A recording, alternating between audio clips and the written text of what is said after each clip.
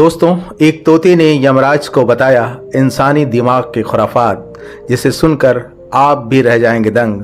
साथ ही साथ इस कहानी में हम जानेंगे भगवान विष्णु ने यमराज को कौन सी दी नई नसीहत। तो मित्रों, आइए सीधे कहानी पर चलते हैं। एक नगर में एक सेठ ने बोलने वाला तोता पाल रखा था। वह अपने तोते से बेइंतहा प्यार करता था। यह कहना गलत नहीं होगा कि इंसान व पक्षी के प्रेम की वह दोनों एक अनूठी मिसाल थे। वह अपने तोते को कभी भी अकेला नहीं छोड़ता था। वह तोता भी सेठ के छोटे बड़े काम खुद ही निपटा देता था, जैसे मेहमानों को बिठाना, उनकी हाल चाल पूछना, उनसे तरह तरह की मज़ेदार बातें करना। तोता इस बात का ख्याल रखता कि उसकी वजह से कभी भी मालिक को किसी भी प्रकार का कष्ट न हो।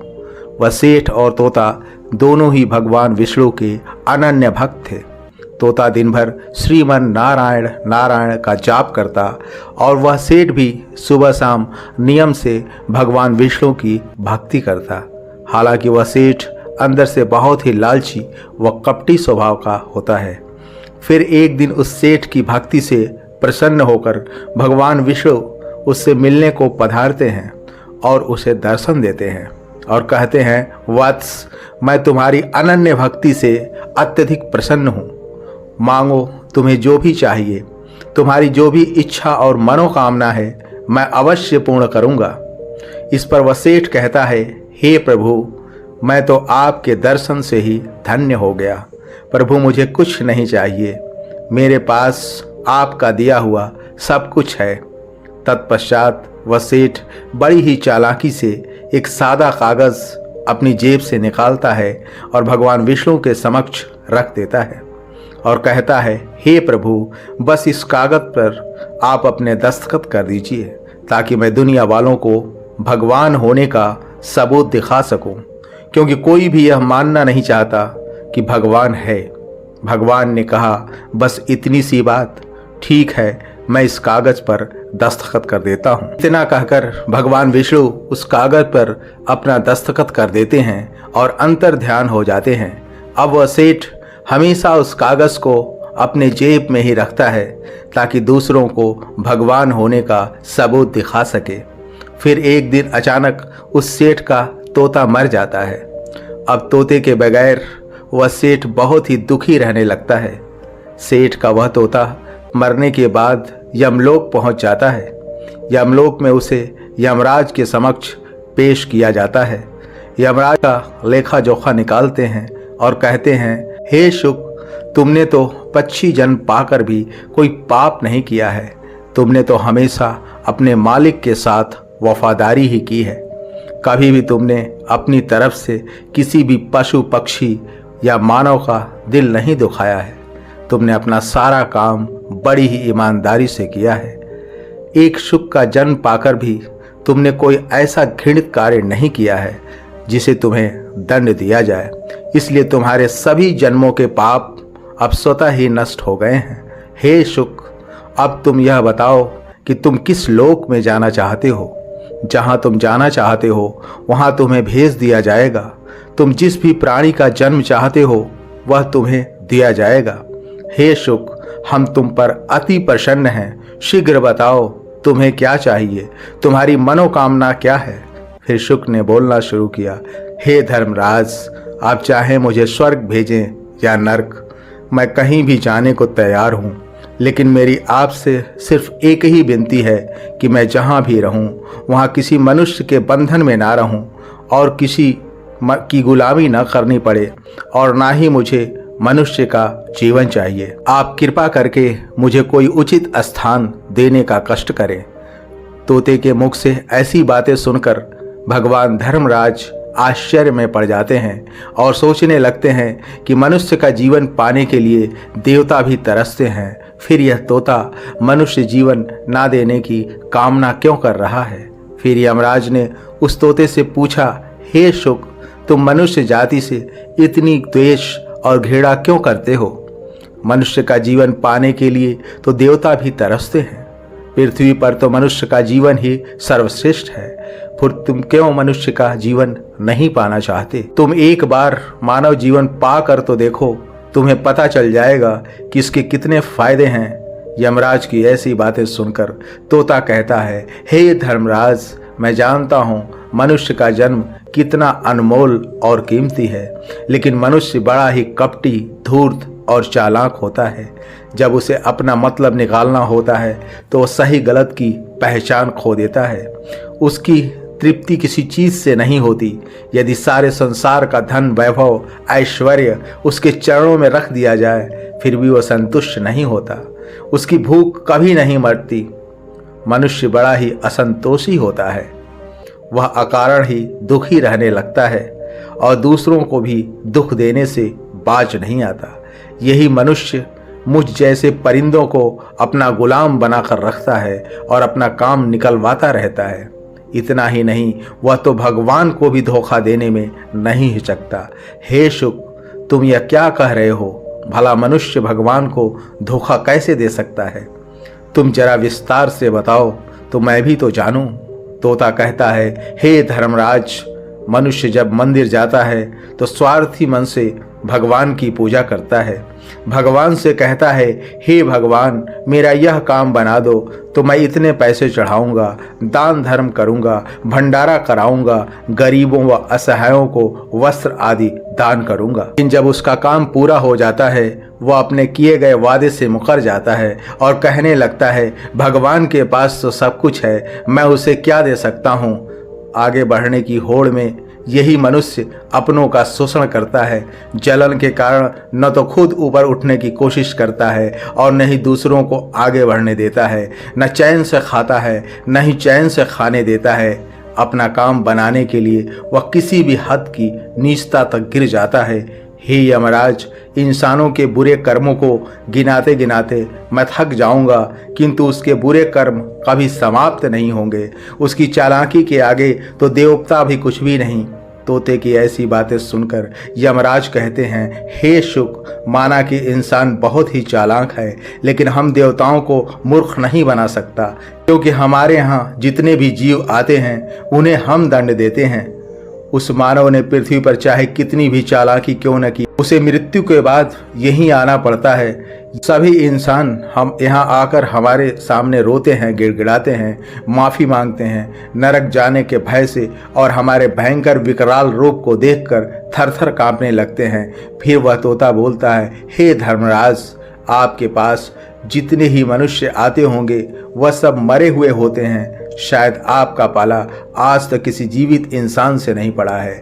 यदि आप किसी जीवित इंसान को यमलोक लेकर आएंगे तब आपको भी इस बात का पता चल जाएगा कि जीवित इंसान कितना खतरनाक होता है। उस तोते की ऐसी बात सुनकर यमराज को बड़ा ही आश्चर्य हुआ और साथ ही साथ गुस्सा भी आया। वह सोचने लगे, अरे यह तो हमारे यहाँ आकर हमारा ही अपमान कर रहा है। इस अदने से तोते को यह बताना ही होगा कि हमारे समक्ष कोई भी इंसान कुछ भी नहीं है, उसकी औकात एक चींटी के बराबर है। इस बात को साबित करने के लिए तुरंत यमराज अपने दूतों को बुलाते हैं और कहते हैं, हे दूतों, तुरंत जाओ और इस तोते के मालिक को जीवित ही उठा कर ले आओ।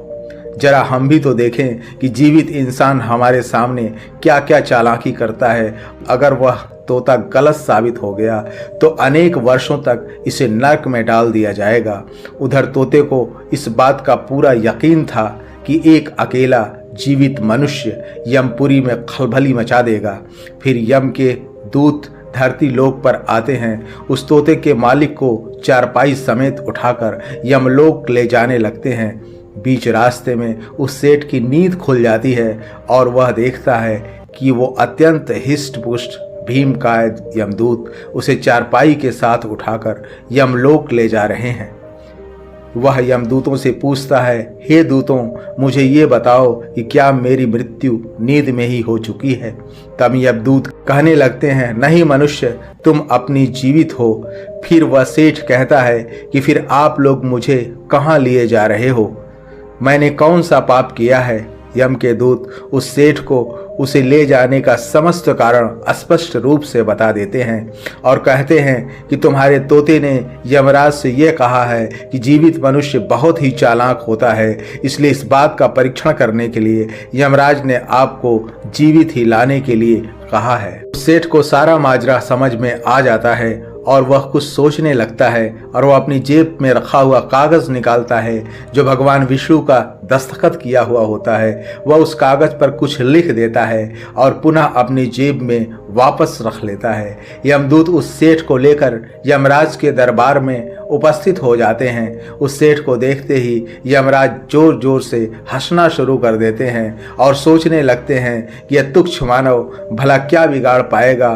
फिर वह सेठ जाकर यमराज के सामने खड़ा हो जाता है और जेब से वह कागज निकालकर यमराज को दे देता है। जब यमराज उस कागज को खोलकर पढ़ते हैं तो तुरंत ही अपने सिंहासन से उठकर खड़े हो जाते हैं और सेठ को सिंहासन पर बिठाकर खुद उसके सामने खड़े हो जाते हैं।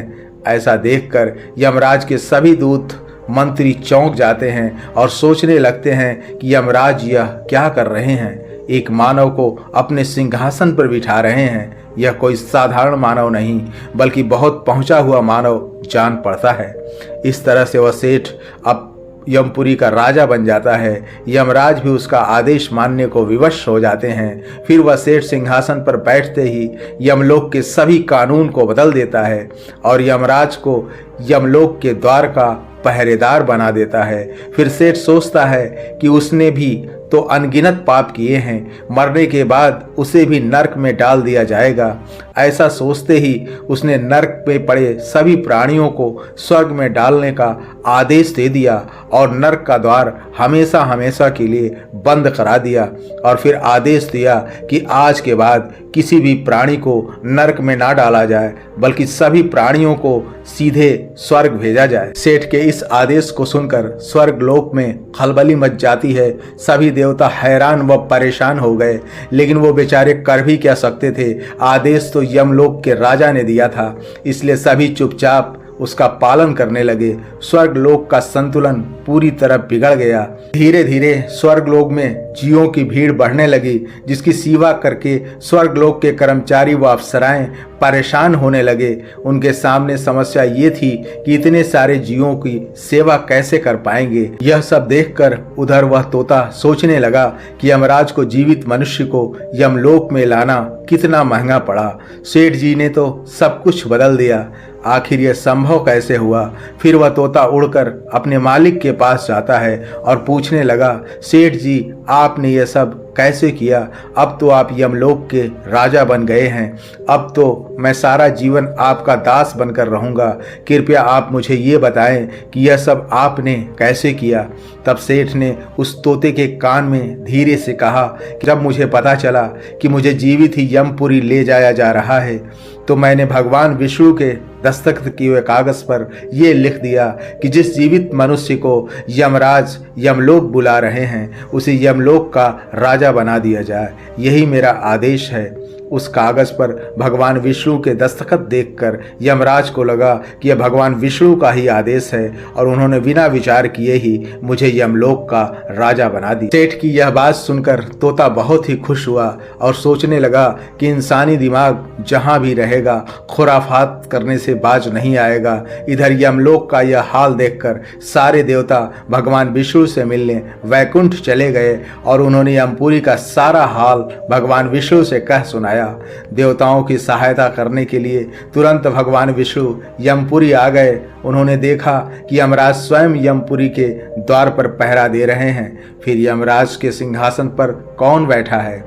भगवान विष्णु को देखते ही यमराज उनसे प्रार्थना स्वर में बोले, प्रभु आपकी यह लीला बड़ी ही विचित्र है। धरती के साधारण पुरुष को आपने यमलोक का राजा बना दिया और मुझे पहरेदार। भगवान विष्णु यमराज से कहते हैं, हे धर्मराज, यह मैंने नहीं किया है, यह तो मनुष्य के चालाक दिमाग का कमाल है। यदि तुम जीवित मनुष्य को यमलोक लेकर आओगे तो इसका यही परिणाम होगा। इसलिए मैंने मृत्यु के पश्चात मनुष्य को यमलोक लाने का विधान बनाया था, ताकि मनुष्य को सभी दोष व स्वभाव बुरी प्रवृत्तियां शरीर के साथ नष्ट हो जाएं और केवल उसकी पवित्र आत्मा ही यमलोक में प्रस्थान करे। किंतु आप तो जीते जी मनुष्य को ले आए।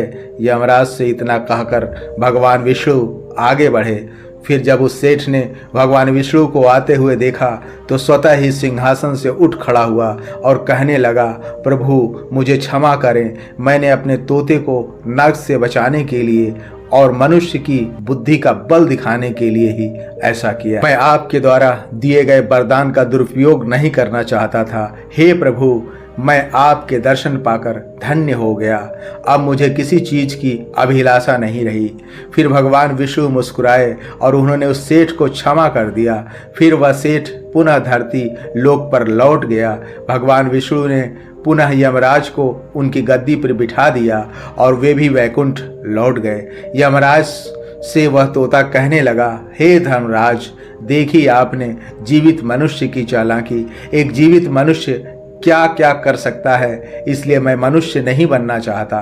मनुष्य जब स्वार्थी बन जाता है तो अंधा हो जाता है और उसे भले बुरे की पहचान नहीं होती, धर्म के मार्ग से भटक जाता है और धर्म विरुद्ध कार्य करना शुरू कर देता है और यही उसके पतन का मूल कारण होता है। धर्मराज तोते को क्षमा कर देते हैं और उसे भी स्वर्ग भेज देते हैं। तो दोस्तों, अब आपको पता चल ही गया होगा कि एक जीवित इंसान क्या नहीं कर सकता। हम थोड़ी सी परेशानी, मुश्किल आने पर टूट जाते हैं। अब जब भी आप हताश हो या निराश हो तो इस कहानी को सुन लेना, आपके अंदर एक नई स्फूर्ति व चेतना का संचार स्वतः ही हो जाएगा। इसलिए व्यस्त रहें, मस्त रहें। जय श्री कृष्ण, जय श्री राम।